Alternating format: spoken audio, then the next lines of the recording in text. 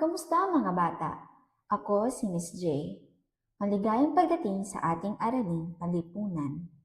Ngayon ay pag-aaralan natin ang komunidad. Alam ba ninyo kung ano ang komunidad? Tara, sabay-sabay nating alamin. Ang komunidad ay isang lugar kung saan sama-samang naninirahan ang mga tao. Nagkakaisa sila upang maging ligtas, masaya at maayos ang kanilang pamayanan. Mga bahagi ng komunidad: bahay, paaralan, simbahan, ospital, tindahan, parke. Tignan natin ang iba't ibang bahagi ng komunidad. May bahay kung saan tayo nakatira. May paaralan kung saan tayo nag-aaral. May simbahan para sa pananalangin. May ospital kapag tayo ay may sakit. May tindahan para bumili ng ating kailangan. At may parke para makapaglaro. Mga taong bumubuo ng komunidad. Hindi magiging komunidad kung walang mga tao. Ang bawat isa ay may mahalagang tungkulin. Ang mga guro ay nagtuturo. Ang mga doktor ay nangangalaga sa ating kalusugan. Ang mga pulis ay nagpapanatili ng kaayusan.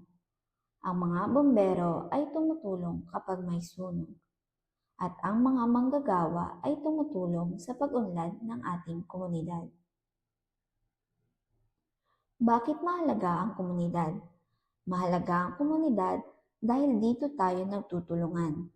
Kapag nagtutulungan ng lahat, nagiging ligtas, malinis at maayos ang ating paligid. Mas masaya rin ang pamumuhay kapag may pagkakaisa.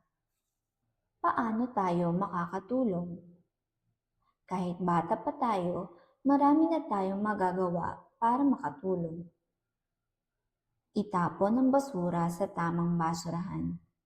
Sumunod sa mga batas. Magtanim ng mga halaman. Maging magalang.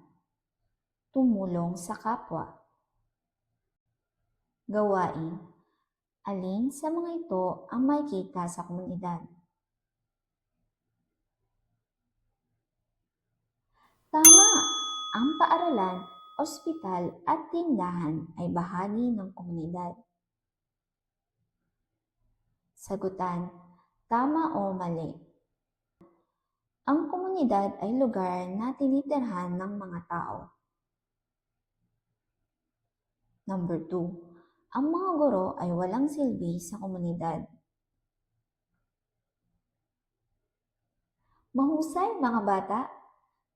Tandaan, ang komunidad ay lugar kung saan tayo naninirahan. Maraming taong nagtutulungan dito. Mahalaga ang bawat isa. Tayo rin ay may tungkulin sa ating komunidad. Magaling mga bata! Maraming salamat sa pakikinig.